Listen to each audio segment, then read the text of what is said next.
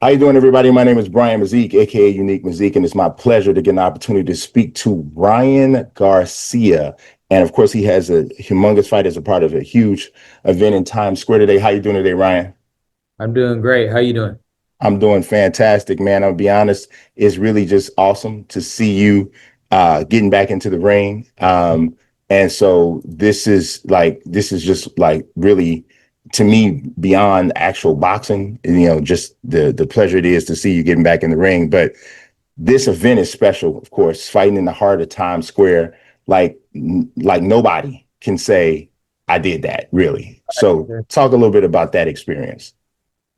It definitely makes me proud. It's one of probably the best moment in my career so far to be part of something that nobody has ever been a part of.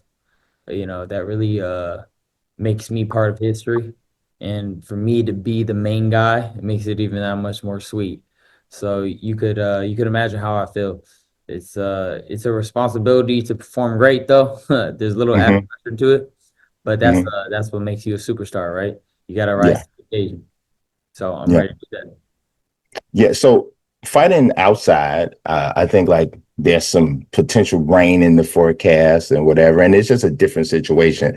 Are there any concerns that you have about like because this is so unprecedented, like you know what I'm saying? This hasn't been done, so people can only test for what they know, you know. So any concerns? I mean, a little bit. I mean, I don't really like fighting outside. That's one of my pet peeves. It's not really something I like to do. Hmm. But if he's gonna have to be dealing with it, I mean, it's fair game, right? We all gotta make our adjustments. I'm kind of concerned on how the fans are gonna act, with it not being into like a compacted space. What if they throw something in the ring or whatever? I guess Hmm. that's on my mind, but when you're fighting, it's going to be moving so fast, you're not even going to be thinking that. So if something happens, it is what it is. But, it's going to be like, it's going to make it more iconic. Some crazy Right. shit. You know, Yeah. at Right. the end of the day, we got to just go with the flow and fight our ass off. That's it. Yeah, yeah, yeah. So I have a question because you're in a like kind of rare position, right?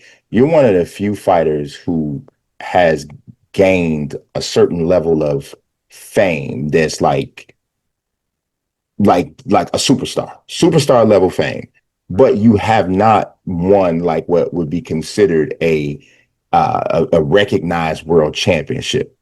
Do you at this point in your career feel like that's even necessary, or how do you view that? I mean, if you look at the landscape of boxing, you would say that it's not necessary. I mean, you got Hmm. Paul making millions of dollars. We are prize fighters. We're fighting for a prize. Hmm. And I get really more out of boxing of beating the best fighters than therefore, winning what, like say an email belt, like a lot of these guys have claimed. Um, Hmm. so for me, is it important to win a bout? Sure. Would it be Hmm. fun? Yes. Is it necessary? Nah, not in this Hmm. day and age. I feel like it's much different, and that's just the truth of it. Some people are not gonna like it, but even if you don't like it, those guys that are in that position are laughing themselves to the bank. Hmm. At the end of the day, they're making Yeah. a lot of money and they don't care what you think. So I would suggest any young fighter coming up, yes, Hmm. your focus should be a champion always, and that should be in your heart. But it's really building your brand, your profile, so you do get paid out of a sport that is unforgiving and don't really care about you. You know, Hmm. to build your profile, making sure that people know your name, make that money, and get out when you can.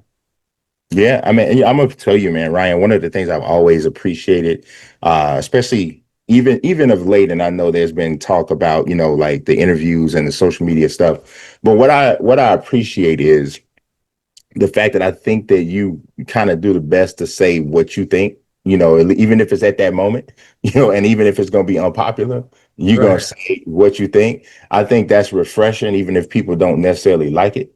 Right. You know what I mean? So I want to ask too, obviously, this event was set up in a way that kind of puts you guys on like a track to fight each other, you, Tiafimo, Devin, all of that, right? Is it a problem maybe obviously I'm going into this event and I know that this rematch is looming with Devin, or another fight could be looming with Tiafimo, or a fight could be looming with Tiafimo. Is it a challenge to like say, okay, let me focus on Rolly? I wouldn't say it's a challenge, but I would say maybe a little bit of added pressure because you Mm-hmm. know you have a huge fight, which means huge payday, obviously. But Mm-hmm. really, I mean, if you've been doing this for so long, I mean, I fought amateur for a long time, and you would always know, okay, I could fight this guy next if I win. So it's Mm-hmm. no different. When you get into a fight, the fight's right there. There's no denying that. So I Mm-hmm. kind of go back to all the experience I've had in amateur days where, you got this guy in the bracket next.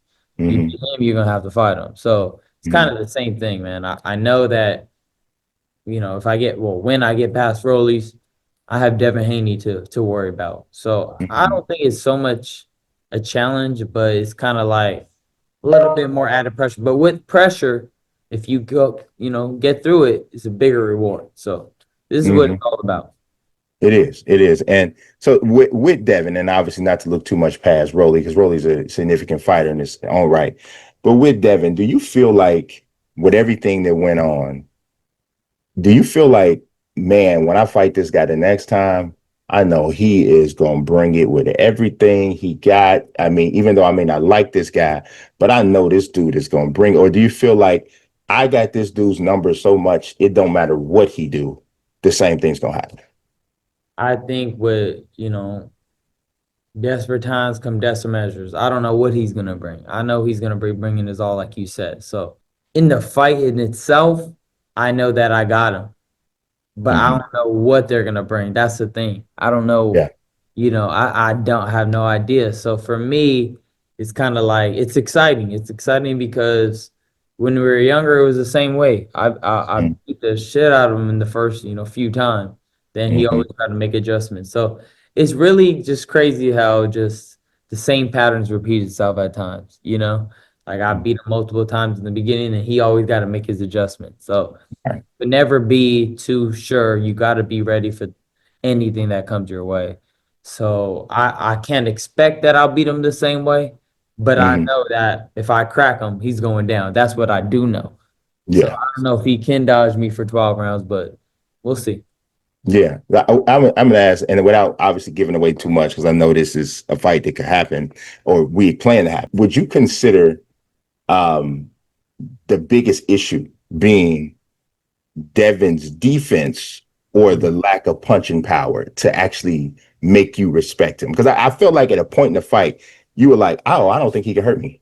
Yeah, well, after I heard him multiple times, yeah, he could not do anything to hurt me. But I wouldn't say it's his punching power. I would say it's his defense. Hmm. I feel like a lot of these guys, they claim they have a lot of good defense, but they really don't. I mean, Yeah. that's what I see. I mean, a lot of Yeah. people they think I have horrible defense. I don't think I have as bad defense as people make it out to seem to be. It's like I never walked out the ring where my face was like all bulgy, anything. You never seen even in 12-round fights, you never seen me marked up. Right. I mean, the times I did get hit, I just got hit with really clean, good shots. Hmm. Devontae ducked the shot and cracked me. I mean, that's a good shot. I got right back up though. But Yeah. but after that, it's not like I'm getting tagged consistently.